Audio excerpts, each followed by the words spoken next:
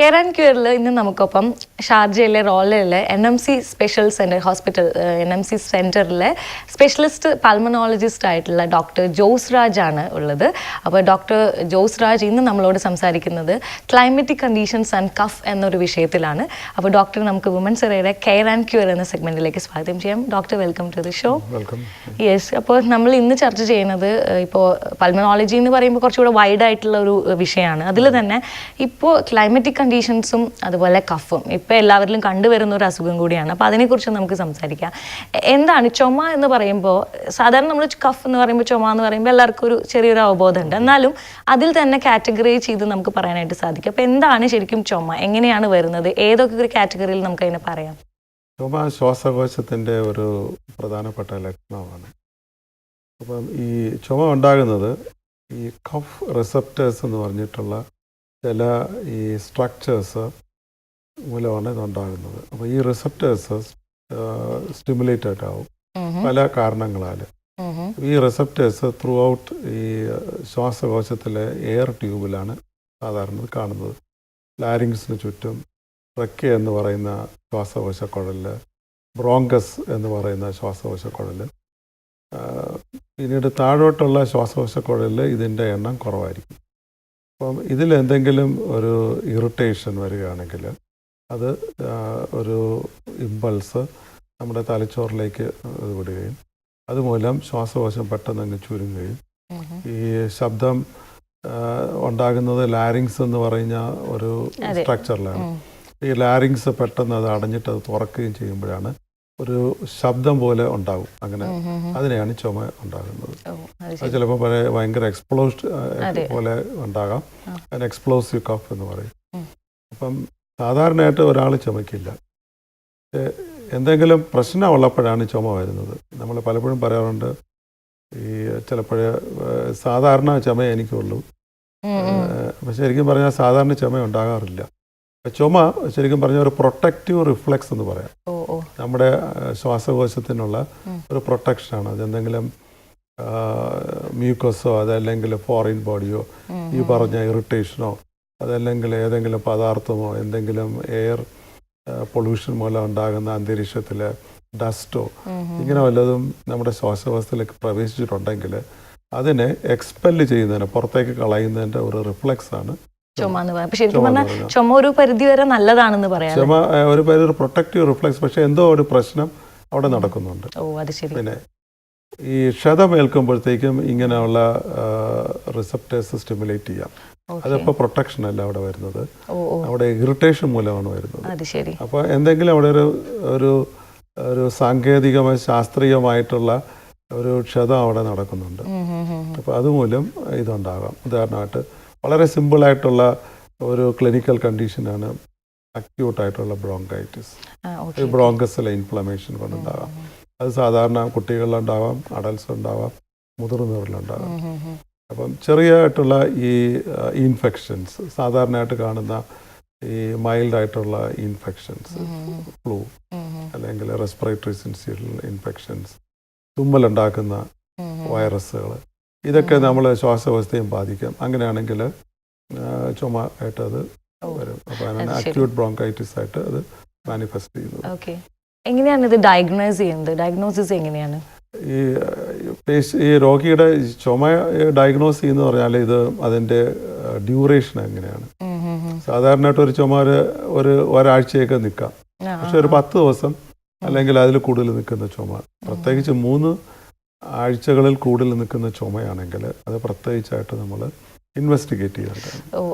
അങ്ങനെ പ്രത്യേകിച്ച് നമ്മുടെ വേൾഡ് ഹെൽത്ത് ഓർഗനൈസേഷൻ പറയുന്നത് 3 ആഴ്ചയ്ക്ക് കൂടുതലുള്ള ചുമയെല്ലാം TB നമ്മൾ ഒഴിവാക്കേണ്ടതാണ്. ഈ tropical areas, India, Pakistan, Bangladesh, ഇങ്ങനെ സൗത്ത് ഏഷ്യൻ കൺട്രീസിൽ ഇത് വളരെ പ്രധാനപ്പെട്ട ഒരു കാരണമാണ്. അതൊരു ഈ കമ്മ്യൂണിറ്റിയിൽ സ്പ്രെഡ് ചെയ്യുന്ന ഒരു രോഗമായതുകൊണ്ട് TB വളരെ ഒരു പ്രധാനപ്പെട്ട ഒരു രോഗമായിട്ട് കണക്കാക്കുകയും അത് സ്പ്രെഡ് ചെയ്യുന്നത് നമുക്ക് തടയാനും പറ്റും. അതുകൊണ്ട് ചുമ ഒരു പ്രധാനപ്പെട്ട ലക്ഷണമാണ് TBയുടെ ലക്ഷണമായിട്ട്. പിന്നെ ക്രോണിക് ഇൻഫെക്ഷൻസ്, ചുമ ഉണ്ടാക്കാം. ഉദാഹരണമായിട്ട് 10 ദിവസത്തിൽ അല്ലെങ്കിൽ 3 ആഴ്ചയിൽ കൂടുതലായിട്ട് നിൽക്കുന്ന ചുമ ഉണ്ടാക്കാം. ഇപ്പോഴും കാണുന്ന പല വൈറസുകളും ആ കൂട്ടത്തിൽ പെടുന്നതാണ്. പല ടൈപ്പ് ഓഫ് വൈറസുകൾ ക്രോണിക്കായിട്ട് ചുമ ഉണ്ടായിക്കൊണ്ടിരിക്കുന്നു. പിന്നെ പല തരത്തിലുള്ള ബാക്ടീരിയാസ്, അന്തരീക്ഷത്തിൽ കാണുന്ന മൈക്കോപ്ലാസ്മ, ലിജിയോണല്ല, എയർ കണ്ടീഷനിൽ കാണുന്ന ബാക്ടീരിയാസ്, ഈ നമ്മുടെ ഈ ഫ്ലാറ്റുകൾക്ക് ചുറ്റും ഇപ്പോൾ വളരെയധികം ഈ പീജിയൻ, അതെ അതെ, ഇപ്പോൾ ഇവിടെ പ്രത്യേകിച്ച് യുഎഇയിലൊക്കെ നമ്മൾ കാണുന്നതാണ്. അപ്പോൾ അതിൻ്റെ ഡ്രോപ്പിങ്സ് ഡ്രൈ ആയിട്ട് ചില ബാക്ടീരിയാസ് വന്ന് അപ്പോൾ അതിന് ക്രോണിക് ആയിട്ടുള്ള ചുമ ഉണ്ടാക്കാം. അപ്പോൾ ഇങ്ങനെ പല സ്മോക്കിംഗ് കൊണ്ട് smokers chronic obstructive pulmonary disease എന്ന രോഗത്തിൽ ലൈഫ് സ്റ്റൈലിൽ നിന്നും നമുക്ക് വരുന്നത് സ്മോക്കിംഗ് കൊണ്ട് ഉണ്ടാകാൻ ക്രോണിക് ഒബ്സ്ട്രക്റ്റീവ് പൾമണറി ഡിസീസ് എന്ന് പറയും. അന്തരീക്ഷ മലിനീകരണം കൊണ്ട് ചുമയുണ്ടാകാം. പിന്നെ വളരെ മറ്റു പല ഇൻട്രസ്റ്റീഷ്യൽ ലങ് ഡിസീസ്, ന്യൂമോണിയ, ക്യാൻസർ, ഇതുപോലെയുള്ള എല്ലാം ചുമ. അപ്പോൾ ചുമ എന്ന് പറയുന്നത് ഒരു സിംറ്റമാണ്. പക്ഷെ അതിൻ്റെ അടിസ്ഥാനം ഒരുപാട് തരത്തിലുള്ള രോഗം, അതായത് മറ്റ് പ്രധാനപ്പെട്ട പല രോഗത്തിന്റെയും ലക്ഷണമായിട്ട് ഒരു പക്ഷേ ചുമ 10 ദിവസത്തിൽ കൂടി നിൽക്കുന്ന എല്ലാ ചുമയും നമ്മൾ ശ്രദ്ധിക്കേണ്ടതാണ്. അത് ഈ ഹോം റെമഡീസ് ഒന്നും കൊണ്ട് വെച്ചുകൊണ്ടിരിക്കാൻ പാടില്ല. ശരിയാണ്, പലപ്പോഴും എല്ലാവരും ചുമ വരുമ്പോൾ കഫ് സിറപ്പ് എന്തെങ്കിലും കഴിക്കാം അങ്ങനെയൊക്കെ മനസ്സിൽ വിചാരിച്ചു, അങ്ങനെയുള്ള റെമഡീസോ ഒന്നും വെച്ചിട്ട് കാര്യമില്ല. അത് നമ്മൾ എന്താണെന്ന് നമ്മൾ നോക്കണം. പിന്നെ ചുമ ചിലപ്പം പനിയോടുകൂടി വരാം. അങ്ങനെ ചുമ വരികയാണെങ്കിൽ പനി നിൽക്കുക, വളരെയധികം ചുമ വരിക, മഞ്ഞ കഫം അതിൻ്റെ കൂടെ വരിക, അതെല്ലാം ഇൻഫെക്ഷൻസ് കൊണ്ടുണ്ടാക്കുന്നതാണ്. അപ്പം പ്രത്യേകിച്ച് പനി എങ്ങനെ വിട്ടുവിട്ട് നിൽക്കുകയാണ് സാധാരണ ആൻറ്റിബയോട്ടിക്സിന് വന്നത്, അപ്പോൾ ഒരു ന്യൂമോണിയ ഉണ്ടോ എന്ന് നമ്മളത് സംശയിക്കേണ്ടിയിരിക്കുന്നു. അതിന് അനുസരിച്ചുള്ള എക്സ്റേയും കഫത്തിൻ്റെ പരിശോധനയും രക്തത്തിൻ്റെ പരിശോധനയൊക്കെ ആവശ്യമാണ്. അതായത് നമ്മൾ പലപ്പോഴും ചുമ എന്നുള്ളതിന് അത്ര നിസ്സാരവൽക്കരിച്ചിട്ട് കാണരുത്. പ്രത്യേകിച്ച് നീണ്ടു നിൽക്കുന്ന ചുമകൾ, പിന്നെ കൂടെ അടുപ്പിച്ചുകൊണ്ടുണ്ടാകുന്ന ചുമ, അത് ചിലപ്പോൾ ഒരു ആസ്മയുടെ ലക്ഷണമായിരിക്കാം. പ്രത്യേകിച്ച് ഈ തണുപ്പ് സമയത്ത് ഈ കഫ് റിസപ്റ്റേഴ്സ്, ചുമയുണ്ടാക്കുന്ന റിസപ്റ്റേഴ്സ് സ്റ്റിമുലേറ്റഡ് ആകും. പ്രത്യേകിച്ച് ഈ രാത്രി കാലങ്ങളിൽ 2 മണി, രാത്രി 2 മണി, രാവിലെ കാണുന്ന ചുമകൾ, അതിൻ്റെ കൂടെ ചില സമയം വീസിങ് ഉണ്ടാവാം. ഇതെല്ലാം ഒരു ആസ്മയുടെ ലക്ഷണമാണ്. പ്രത്യേകിച്ച് ഇപ്പോൾ യുഎഇയിലൊക്കെ നോക്കുകയാണെങ്കിൽ ക്ലൈമറ്റ് ചേഞ്ച് എന്ന് പറയുന്ന ഒരു വിഷയമാണ്. പ്രത്യേകിച്ച് ഇവിടെ നമ്മൾ ഇന്ത്യയിൽ നിന്ന് പെട്ടെന്ന് ഇങ്ങോട്ട് ട്രാവൽ ചെയ്യുന്നവരുണ്ടായിരിക്കും, മറ്റു രാജ്യങ്ങളിലേക്ക് പോകുന്നുണ്ടായിരിക്കും. പിന്നെ ഈ പറഞ്ഞ പോലെ ചുമ എന്ന് പറയുന്നത് കാരിയേഴ്സും ഇതിലുണ്ടായിരിക്കും. അപ്പോൾ പെട്ടെന്ന് പടരാനും ഒക്കെ ചാൻസ് കൂടുതലാണ്. അപ്പോൾ ഈ ക്ലൈമറ്റിക് കണ്ടീഷൻ എത്രത്തോളം ഇതിനെ ഡിപ്പെൻഡ് ചെയ്യുന്നുണ്ട്? ഈ ചുമ ഈ പ്രത്യേകിച്ച് ഈ ക്ലൈമാറ്റിക് കണ്ടീഷൻ, ഈ ക്ലൈമറ്റ് ചേഞ്ച് വരുമ്പോഴാണ് ഈ വൈറസുകൾ ഒത്തിരി സ്പ്രെഡ് ആവുന്നത്. പിന്നെ അന്തരീക്ഷ മലിനീകരണം ഇതിൻ്റെ ഒരു കൂടെ ഒരു അസോസിയേഷനാണ്. ഫോഗ് ഉണ്ടാകുക, അതല്ലെങ്കിൽ ഹ്യൂമിഡിറ്റി കൂടുക, അതല്ലെങ്കിൽ വേറെ പല അന്തരീക്ഷ മലിനീകരണം, ഉദാഹരണമായിട്ട് സ്മെല്ല്, കൂടുതലായിട്ട് പെർഫ്യൂംസ്, അല്ലെങ്കിൽ അത്തർ, ഊത്, ഇങ്ങനെയുള്ള ഇതൊക്കെ നമ്മുടെ ഈ ശ്വാസകോശത്തിൻ്റെ ഒരു കവചമുണ്ട്, ദർ ഈസ് എ ലൈനിങ്, അതിൽ ചില വ്യത്യാസങ്ങളുണ്ടാക്കും. അങ്ങനെ വ്യത്യാസങ്ങൾ ഉണ്ടാകുമ്പോഴത്തേക്കും ഈ എപ്പിത്തീലിയം എന്നൊക്കെ പറയുന്ന ഈ കവചങ്ങൾ അതങ്ങ് ബ്രേക്ക് ചെയ്യാൻ തുടങ്ങും. ബ്രേക്ക് ചെയ്യുമ്പോഴത്തേക്കും പിന്നെ അതിൽ അവിടെ നിന്ന് ലീക്കാവും. അത് കൂടുതലായിട്ടുള്ള അന്തരീക്ഷത്തിലുണ്ടാകുന്ന അലർജൻസ് ഉണ്ടാക്കുന്ന കാര്യങ്ങൾ, അതെല്ലാം അത് ശ്വാസകോശത്തിൻ്റെ അകത്തേക്ക് കയറുകയും അത് പിന്നെ നീണ്ട് നിൽക്കുന്ന നീരായിട്ട് മാറുകയും ശ്വാസകോശക്കുഴലിൽ ചുരുങ്ങുകയും അങ്ങനെയുള്ള പ്രശ്നങ്ങൾ ഉണ്ടാക്കാം. അപ്പോൾ അന്തരീക്ഷത്തിൻ്റെ ആ വ്യത്യാസം ക്ലൈമാറ്റിക് വളരെ പ്രധാനപ്പെട്ട നമ്മൾ സൂക്ഷിക്കേണ്ടതാണ്. ഈ സമയങ്ങളിൽ നമ്മുടെ പ്രൊട്ടക്റ്റീവ് റിഫ്ലക്സ് വളരെയധികം ബാധിക്കും. ഒരു പ്രൊട്ടക്റ്റീവ് റിഫ്ലക്സ് എന്ന് പറഞ്ഞു കഴിഞ്ഞാൽ നേരത്തെ പറഞ്ഞതുപോലെ ഫോറിൻ ബോഡി അതിനെ എങ്ങനെയെങ്കിലും എക്സ്പെൽ ചെയ്ത് കളയും. അത് ബാക്ടീരിയ, അതാണല്ലോ ബേസിക് ആയിട്ട് നമുക്ക് ചുമയെ പറയാൻ പറ്റും. അപ്പം ഇങ്ങനെ എക്സ്പെൽ ചെയ്യുന്ന ഒരു മെക്കാനിസമാണ് ചുമ. പിന്നെ ഒരു മെക്കാനിസമാണ് മ്യൂക്കോസിലറി എസ്കലേറ്റർ എന്ന് പറയും. അതായത് നമ്മുടെ ശ്വാസകോശക്കുഴലിൽ ഈ വയലിൽ കാണുന്ന എന്താണ് നെൽച്ചെടികളെ കാറ്റത്ത് വീശില്ല, അതുപോലെ ഇങ്ങനെ മൈക്രോസ്കോപ്പിൽ കാണുന്ന ചെറിയ ചെറിയ സ്ട്രക്ചേഴ്സ് ആണ്. അപ്പോൾ ഇതിങ്ങനെ ഇങ്ങനെ വീശിക്കൊണ്ടേയിരിക്കും. അപ്പം ഇത് നോർമലായിട്ടുള്ള കാര്യമാണ്. പക്ഷെ കൂടുതലായിട്ട് തണുക്കുക, അതല്ലെങ്കിൽ പെട്ടെന്ന് ഫാൻ ഇടുക, ഈ സമയത്ത് എക്സ്ട്രീമായിട്ടുള്ള ടൈമിങ്ങിൽ, അതായത് ഏർലി മോർണിംഗ്, അതല്ലെങ്കിൽ വളരെ രാത്രിയായിട്ട് കുളിക്കുക, ഈ സമയത്ത് ഇതൊന്നും പ്രവർത്തിക്കില്ല. അപ്പം ഇങ്ങനെയുള്ള ബാക്ടീരിയയും ഇങ്ങനെയുള്ള അണുക്കളും അവിടെ വന്ന് ശ്വാസകോശക്കുഴലിൽ അത് ഡെപ്പോസിറ്റ് ചെയ്യും. അത് ആ ഒരു ഫോക്കസ് ഒരു ഇൻഫെക്ഷനായിട്ട് മാറി അത് ന്യൂമോണിയ വരെ എത്തിക്കാം. പ്രത്യേകിച്ച് ഈ തണുപ്പ് കാലങ്ങളിൽ ന്യൂമോണിയ കൂടാനായിട്ടുള്ള നമ്മൾ അത് കേട്ടിട്ടുണ്ട്. തണുപ്പ് വരുമ്പോൾ ന്യൂമോണിയ എഫക്റ്റഡ് ആണെങ്കിൽ ഇങ്ങനെയുള്ള സമയത്ത് ഫാൻ ഇട്ടിട്ട് ഉറങ്ങുക, അതല്ലെങ്കിൽ മാക്സിമം AC ഒക്കെ അവോയ്ഡ് ചെയ്യുക, വളരെ ലേറ്റ് ആയിട്ട് അല്ലെങ്കിൽ ഏർലി ആയിട്ട് കുളിക്കുക, ഇതൊക്കെ ഒഴിവാക്കുക. ഈ കൂടുതൽ വളരെ ഇൻറ്റൻസ് ആയിട്ടുള്ള പെർഫ്യൂംസ്, സ്മെല്ല് അങ്ങനെയുള്ളതൊക്കെ ഒഴിവാക്കുക. ഇതൊക്കെയാണ് നമുക്ക് സാഹചര്യങ്ങളിൽ ഒഴിവാക്കാം. പിന്നെ വേറെ എന്തൊക്കെയാണ്? ഇപ്പോൾ നേരത്തെ പറഞ്ഞു സ്മോക്കിംഗ് ഒരു വിഷയമാണ്. ഇപ്പോൾ ഈ പറഞ്ഞ പോലെ വളരെ ഈ അത്തറൊക്കെ ചിലവർക്ക് ഈ പറഞ്ഞ പോലെ പറ്റില്ല. അപ്പോൾ ശ്വാസകോശ സംബന്ധമായിട്ടുള്ള പല പോറലുകൾ വരാനൊക്കെ അത് സാധ്യതയുണ്ട് എന്നാണ് പറഞ്ഞത്. വേറെ എന്താണ് നമ്മുടെ ലൈഫ് സ്റ്റൈൽ നമുക്ക് ചുമ അങ്ങനെ മാരകമായിട്ടുള്ള രീതിയിൽ വരാതിരിക്കാനായിട്ട് നമുക്ക് അവോയ്ഡ് ചെയ്യാവുന്ന സംഭവങ്ങൾ എന്തൊക്കെയാണ്?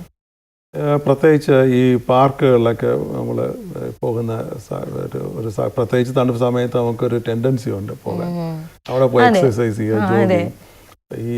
ഈ പ്രത്യേകിച്ച് നമ്മുടെ ഈ സാഹചര്യങ്ങളിൽ ചില ഫോഗ് വളരെ കൂടുതലാണ്, ഹ്യൂമിഡിറ്റി കൂടുതലാണ്. പ്രത്യേകിച്ച് കാറ്റ് ഉള്ള സമയത്ത് നമ്മുടെ കണ്ണിന് കാണാൻ പറ്റാത്ത ഈ വളരെ നാനോഗ്രാം എന്ന് പറയുന്ന സൈസിൽ അല്ലെങ്കിൽ മൈക്രോ നാനോഗ്രാം സൈസിൽ ഈ പൊടികളുണ്ട്. ഇത് നമ്മൾക്കൊന്നും കാണാൻ പറ്റില്ല. നമ്മളിതിനെ ഈ ഹോളിഡേ ഒക്കെ പോയിട്ട് തിരിച്ചു വരുമ്പോഴത്തേക്ക് നമ്മുടെ മേശയിലൊക്കെ എന്തുമാത്രം പൊടി കാണുന്നത്, ഇതൊക്കെ തന്നെയാണ് നമ്മൾ ശ്വസിക്കുന്നത്. അപ്പം ഈ ഇങ്ങനെയുള്ള സമയങ്ങളിൽ ഈ പാർക്കിൽ പോയി പ്രത്യേകിച്ച് കുട്ടികളെ എന്തെന്നാണ് അതിൻ്റെ അകത്ത് ഉരുട്ടിക്കൊണ്ടുപോയി മാക്സിമം നമ്മളത് എൻജോയ് ചെയ്ത്, പക്ഷേ ഇതൊക്കെ നമ്മുടെ ശ്വാസകോശത്തിനെ ബാധിക്കുന്നതാണ്. കഴിയുന്നതും പ്രത്യേകിച്ച് കാറ്റ് ഇങ്ങനെയുള്ള സമയങ്ങളിൽ പാർക്ക്, തുറസായിട്ടുള്ള സ്ഥലങ്ങളിലൊന്നും പോകാറില്ല, പ്രത്യേകിച്ച് കുട്ടികളെയൊക്കെ. പ്രത്യേകിച്ച് കുട്ടികൾ ഈ പറഞ്ഞ പോലെ കുട്ടികളിൽ നമ്മൾ കുറച്ചും കൂടെ പ്രിക്കോഷൻസ് എന്തൊക്കെയാണ്? ഇപ്പം അഡൽട്ടിലും കുട്ടികളിലൊക്കെ വ്യത്യാസം ഉണ്ടാവില്ല ഈ സമയത്ത്. ഞാൻ നേരത്തെ പറയും, ചിലപ്പോൾ എണ്ണ തേച്ച് കുളിക്കുക. പഴയ അമ്മച്ചിമാർ പറയുന്നല്ലേ, തലയിൽ എണ്ണ തേക്കുമ്പോൾ നീരിറങ്ങുക, ഇതൊക്കെ വളരെ അപ്പോഴത്തേക്ക് നേരത്തെ പറഞ്ഞ ഈ പ്രൊട്ടക്റ്റീവ് റിഫ്ലക്സ് ഇതൊക്കെ ഒന്നും പ്രവർത്തിക്കുകയില്ല. പിന്നെ അത് മൂക്കൊലിപ്പാവും. പിന്നെ കുറെ കഴിയുമ്പോഴത്തേക്ക് അത് തൊണ്ടയിലേക്ക് ഇറങ്ങും, ഫാരിഞ്ചൈറ്റിസ് ആവും. കുറച്ച് കഴിയുമ്പോഴത്തേക്കും ശബ്ദത്തിന്റെ അവയവം, അതായത് ലാരിങ്സിനെ അഫക്റ്റ് ചെയ്യും. അത് കുറച്ചുകൂടെ താഴോട്ട് ഇറങ്ങും, അത് ബ്രോങ്കൈറ്റിസ് ആവും. ഏതാനും 3-4 മണിക്കൂർ 5-6 മണിക്കൂർ ആകുമ്പോഴത്തേക്കും ചിലപ്പോൾ ന്യൂമോണിയ വരും. പ്രത്യേകിച്ച് പിള്ളേരിൽ ഇത് വളരെ ശ്രദ്ധിക്കേണ്ടതാണ്. കാരണം ബ്രോങ്കിയോളൈറ്റിസ് വളരെ കോമൺ ആണ്. അത് ചില സമയം ആസ്മ പോലെയൊക്കെ ബിഹേവ് ചെയ്യും. ബ്രോങ്കിയോളൈറ്റ് കുത്തിക്കുത്തിയുള്ള ചുമ. ഇപ്പോൾ ഈ കുത്തിക്കുത്തിയുള്ള ചുമ നമ്മളിപ്പോൾ ഈ ഡിസ്കസ് ചെയ്യുന്ന ഈ കാലഘട്ടത്തിൽ, പ്രത്യേകിച്ച് ഈ ജാനുവരി, ഫെബ്രുവരി ഈ സമയങ്ങളിൽ ഒത്തിരി ആൾക്കാരിൽ കാണുന്ന ഒരു പ്രതിഭാസമാണ് കുത്തിക്കുത്തിയുള്ള ചുമ. ഒരു ക്ലിനിക്കിൽ നിന്ന് വേറെ ക്ലിനിക്ക് പോവുക, അല്ലെങ്കിൽ ഒരു കഫ് സിറപ്പ് മേടിച്ച് കഴിക്കുക. ശരിക്കും പറഞ്ഞാൽ ചുമയ്ക്ക് ഒരു സിറപ്പ് ഇല്ല. ഈ കഫ് സിറപ്പ് എന്ന് വെറുതെ ഇങ്ങനെ പറഞ്ഞ് ഇങ്ങനെ അപ്പോൾ ഈ ചുമയ്ക്ക് ട്രീറ്റ്മെന്റ്, ചുമ എന്താണോ ഉണ്ടാക്കുന്നത് പ്രശ്നങ്ങൾ, അക്യൂട്ട് ബ്രോങ്കൈറ്റിസ് ആണോ അതോ മറ്റു കാരണങ്ങളാണോ, അത് ചികിത്സിക്കുക എന്നുള്ളതാണ്. ശരിക്കായിട്ടുള്ള അതിൻ്റെ ഉള്ള ശരിക്കും ഒരു കഫ് സിറപ്പ് എന്ന് പറഞ്ഞിട്ടായിട്ടില്ല. ഈ കഫിനെ സപ്രസ് ചെയ്യാനുള്ള ചില മെഡിസിൻസ് ഉണ്ട്. അതായത് ഈ ബാക്ടീരിയനൊക്കെ ഒന്ന് സപ്രസ് ചെയ്യാനായിട്ട്. ബാക്ടീരിയ അല്ല, അതിന്റെ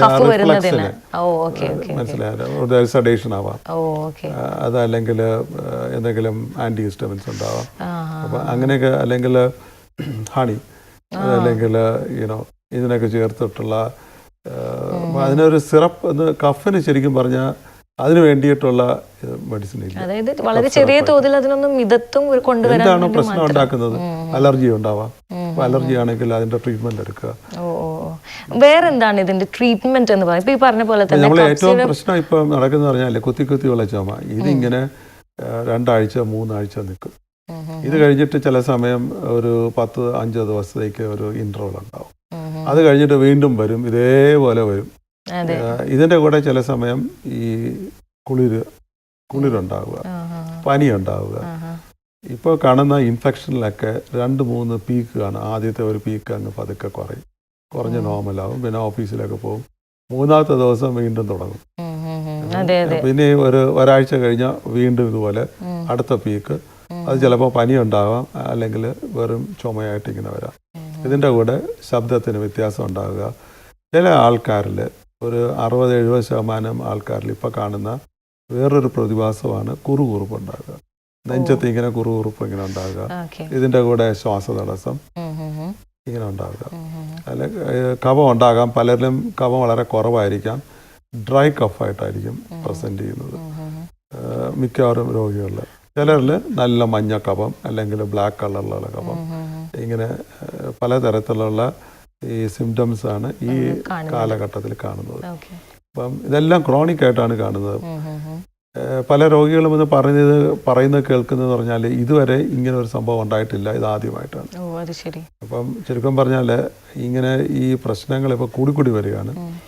അത് വീണ്ടും റിപ്പീറ്റ് ചെയ്യാനുള്ള, അടുത്ത കൊല്ലം ഇതേപോലെ വീണ്ടും റിപ്പീറ്റ് ചെയ്യാനുള്ള സാഹചര്യങ്ങൾ ഉണ്ട്. പ്രത്യേകിച്ച് അലർജിയുള്ള രോഗികളിലാണ് ഇങ്ങനെ കൂടുതലായിട്ട് കാണുന്നത്. അപ്പോൾ അലർജി ഒരു ജനറ്റിക് ഒരു ഡിസീസാണ്. അത് നമ്മുടെ ജീനിലുണ്ട്.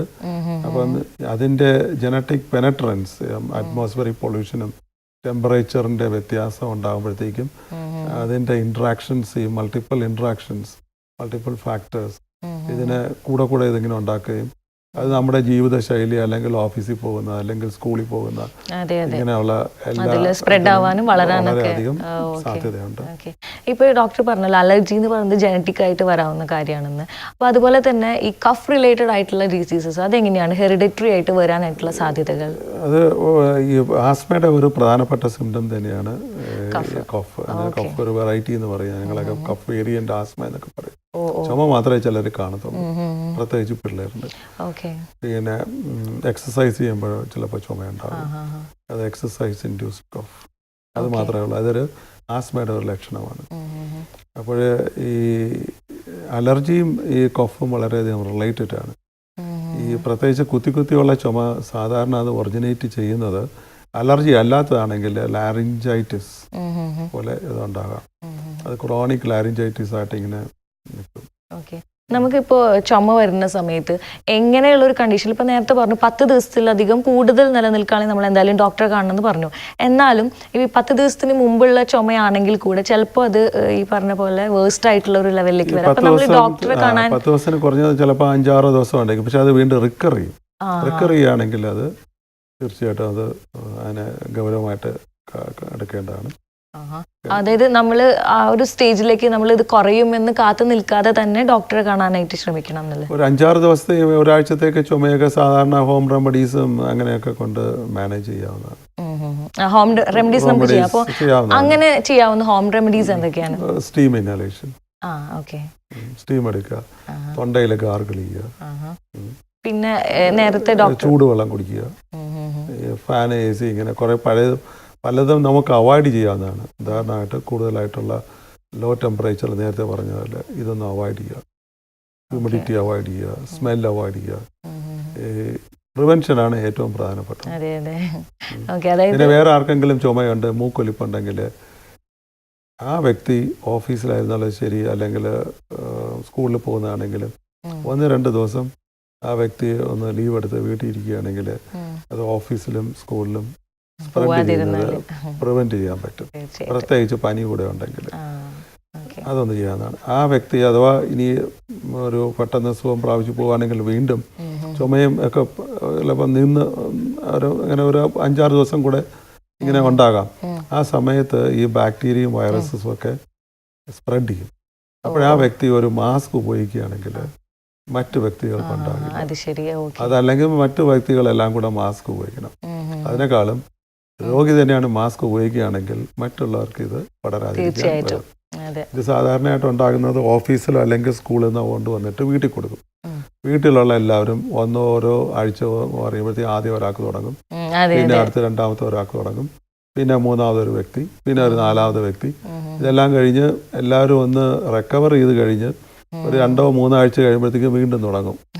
അതിങ്ങനെ സൈക്കിളായിട്ട് ഒരു 4 മാസം 5 മാസം ഇങ്ങനെ കൊണ്ടേയിരിക്കും. അപ്പോൾ ഇതൊക്കെ നമുക്ക് ബ്രേക്ക് ചെയ്യാവുന്നതാണ്. നേരത്തെ പറഞ്ഞതുപോലെ നമ്മുടെ ലൈഫ് സ്റ്റൈൽ, ഉദാഹരണം തലയിൽ എണ്ണ തേച്ച് കുളിക്കുക, ഇതൊരു ലൈഫ് സ്റ്റൈലാണ്. ഈ അവസരങ്ങളിൽ ഇതൊന്നും ചെയ്യാതിരിക്കുന്നതാണ് നല്ലത്. സമയത്ത്. പിന്നെ വേറൊരു കാര്യം എന്ന് പറഞ്ഞാൽ ചില ഈ ഫ്രൂട്ട്സ് ശരിക്കും പ്രയോജനപ്പെട്ടതാണ്. അതിൽ വൈറ്റമിൻ സി ഒക്കെ ഉണ്ട്. പലപ്പോഴും ഈ അലർജിയുള്ള രോഗികളിൽ ഈ ഓറഞ്ച്, നാരങ്ങ, സ്ട്രോബെറി, വാട്ടർമെലോൺ, ഗ്രേപ്സ്, ഇതൊക്കെ ഈ ചുമ നീണ്ടു നിൽക്കാനുള്ള ഒരു പ്രധാനപ്പെട്ട കാരണമാണ്. പലപ്പോഴും നമ്മൾ അല്പം കോൾഡ് ഇതൊക്കെ വരുമ്പോഴത്തേക്കും ഒരു ഫ്രൂട്ട്സ് കയറി. ഓറഞ്ച് ഒരു പ്രധാന വില്ലനാണ്. ഇത് കഴിയുന്നത് ഈ സമയത്ത് അവോയ്ഡ് ചെയ്യും. ഈ പറഞ്ഞ പോലെ പലപ്പോഴും അസുഖം വരുമ്പോഴാണ് നമ്മൾ ഓറഞ്ച് ജ്യൂസ് ഒക്കെ കുടിക്കാനായിട്ട് നമ്മൾ ശ്രമിക്കുന്നത്. ഏറ്റവും പ്രത്യേകിച്ച് ഇത് ഞങ്ങൾ കണ്ടുവരുന്ന ഒരു ഫെനോമിനയാണ്. ഈ സമയത്ത് തൽക്കാലം ഇത് ഒഴിവാക്കുക. അപ്പം അത് ശരി. ഓക്കെ. അപ്പൊ നമ്മൾ ഫ്രൂട്ട്സ് ആണെങ്കിലും ഭക്ഷണമാണെങ്കിലും ഈ പറഞ്ഞ പോലെ സ്മോക്കിംഗ് ഉള്ള ഏരിയയിൽ നിന്ന് മാറി ഹോട്ടായിട്ടുള്ള ഫുഡ്സ് കഴിക്കാം. ഓക്കെ. നമ്മൾ ഈ ഗൾഫിൽ ഏറ്റവും കൂടുതൽ ഇപ്പോൾ ഡോക്ടറിന്റെ എക്സ്പീരിയൻസിൽ ഗൾഫിൽ ഇവിടുത്തെ ക്ലൈമറ്റും കണ്ടീഷനൊക്കെ വെച്ചിട്ട് എങ്ങനത്തെ സാഹചര്യങ്ങളിൽ നിന്ന് വരുന്നവർക്കാണ് കഫ് കൂടുതലായിട്ട് കാണുന്നത്? ഏത് സാഹചര്യം എന്ന് പറഞ്ഞാൽ ഇപ്പൊ വർക്ക് റിലേറ്റഡ് ആയിട്ടുണ്ടല്ലോ ഡിസീസസ്. ഇപ്പൊ ഡസ്റ്റ് ഏരിയയിൽ ജോലി ചെയ്യുന്നവർക്ക് അതിന്റെ ഇൻഫെക്ഷൻ വരാനായിട്ടുള്ള സാധ്യതയുണ്ട്. അപ്പോൾ പ്രത്യേകിച്ച് ഇവിടുത്തെ ക്ലൈമറ്റിക് കണ്ടീഷൻസ് ചേഞ്ച് ചെയ്തുകൊണ്ടിരിക്കുകയാണ്. അപ്പോൾ അങ്ങനെ ക്ലൈമറ്റ് ചേഞ്ച് കൊണ്ടാണോ കൂടുതലായിട്ട് കഫ് റിലേറ്റഡ് ആയിട്ടുള്ള ഡിസീസസ് കാണുന്നത്, അതോ വർക്ക് റിലേറ്റഡ് ആയിട്ട്? ക്ലൈമറ്റ് റിലേറ്റഡ് ചേഞ്ചസ് ആണ് കൂടുതലായിട്ട്. വർക്ക് റിലേറ്റഡ് പ്രോബ്ലംസ് ഉണ്ട്, അത് വേറെ ഇഷ്യൂസ് ആണ്. അത് വർക്ക് റിലേറ്റഡ് പ്രോബ്ലംസ് സാധാരണ അത് ഈ എല്ലാ കാലത്തും ഒരു വർഷത്തിൽ എല്ലാ മാസങ്ങളിലും ഉണ്ടാകും. അതൊരു വേറൊരു ഇഷ്യൂ ആണ്. പക്ഷേ അങ്ങനെയുള്ള രോഗികളിലും ക്ലൈമറ്റ് ചേഞ്ച് വരുമ്പോഴത്തേക്കും ഇത് കൂടുതലായിട്ട് വരും, കൂടുതൽ പ്രശ്നങ്ങളായിട്ട് വരും, കൂടുതൽ കോംപ്ലിക്കേഷനായിട്ട് വരും. അത് ശരി. അതിൻ്റെ ഇൻറ്റൻസിറ്റി ഓഫ് ട്രീറ്റ്മെൻറ്റും അതിൻ്റെ പ്രോട്ടോക്കോളും വ്യത്യാസമാണ്. ശരിക്കും അത് വേറെ തന്നെ ഒരു കാറ്റഗറി ആയിട്ട്, വേറൊരു കാറ്റഗറിയാണ്. ഓക്കെ. അപ്പോൾ ഇന്നത്തെ കെയർ ആൻഡ് ക്യൂറിൽ നമുക്കൊപ്പം NMC മെഡിക്കൽ സെന്ററിലെ ഷാർജ NMC മെഡിക്കൽ സെന്ററിലെ ഡോക്ടർ ജോസ് രാജ് ആയിരുന്നു നമുക്കൊപ്പം. നമുക്ക് ഇനിയും കുറേ കാര്യങ്ങൾ, പ്രത്യേകിച്ച് എനിക്ക് തോന്നുന്നു ചുമയെക്കുറിച്ച് മാത്രം ഇപ്പോൾ പറഞ്ഞു വന്നപ്പോൾ ഇത് ഇത്രയും വൈഡായിട്ടുള്ള ഒരു ടോപ്പിക്കാണ്. അതുകൊണ്ട് തന്നെ നമുക്ക് കുറേ കാര്യങ്ങളും കൂടി ചോദിച്ചറിയാനുണ്ടായിരുന്നു. പക്ഷേ നമ്മുടെ വിമൻസ് ലൈവ് ഷോ ആണ്, സമയം ഇവിടെ കഴിയാണ് ഡോക്ടർ. അപ്പോൾ ഡോക്ടറോട് ചിലപ്പോൾ നിങ്ങൾക്ക് നിങ്ങളുടെ പേഴ്സണൽ ആയിട്ടുള്ള എന്തെങ്കിലുമൊക്കെ ഡൗട്ട്സ്, ഇപ്പോൾ നമ്മൾ ഈ ഡിസ്കഷനിൽ ചോദിക്കാത്തതായിട്ടുള്ള കുറേ കാര്യങ്ങളൊക്കെ ചോദിക്കാനായിട്ടുണ്ടാവും. അപ്പോൾ ചിലപ്പോൾ ഡോക്ടറിൻ്റെ കോൺടാക്ട് നമ്പറും നിങ്ങൾക്ക് വേണമെന്നുണ്ടായിരിക്കും. അപ്പോൾ നമ്മുടെ സ്ക്രീനിൽ കാണുന്ന വാട്സപ്പ് നമ്പറിലേക്ക് തീർച്ചയായിട്ടും നിങ്ങൾ അന്വേഷിക്കുകയാണെങ്കിൽ അല്ലെങ്കിൽ നിങ്ങളുടെ ആവശ്യം അറിയിക്കുകയാണെങ്കിൽ, ഡോക്ടറിൻ്റെ നമ്പർ ചോദിക്കുകയാണെങ്കിൽ, നമ്മൾ ഡോക്ടർ ജോസ് രാജ് ആണ്, NMC മെഡിക്കൽ സെൻറ്റർ ഷാർജയിലെ പൾമനോളജിസ്റ്റ് ആണ്, specialist pulmonologist doctor Jose Raj. ഡോക്ടറിൻ്റെ നമ്പർ തീർച്ചയായിട്ടും തരുന്നതായിരിക്കും. അപ്പോൾ സ്ക്രീനിൽ കാണുന്നതാണ് വാട്സപ്പ് നമ്പർ, അതിലേക്ക് നിങ്ങളുടെ എൻക്വയറീസ് ചോദിക്കാം എന്ന കാര്യം ഓർമ്മിപ്പിച്ചുകൊണ്ട് doctor thank you so much women's സെറിൽ ഞങ്ങളുടെ ഒപ്പം കെയർ ആൻഡ് ക്യൂർ എന്ന സെഗ്മെൻറ്റിൽ സംസാരിച്ചതിന്. സോ ഇന്നത്തെ നമ്മുടെ വുമൻസ് സെറിലെ കെയർ ആൻഡ് ക്യൂർ എന്ന സെഗ്മെൻറ്റ് ഇവിടെ പൂർണ്ണമാകുന്നു.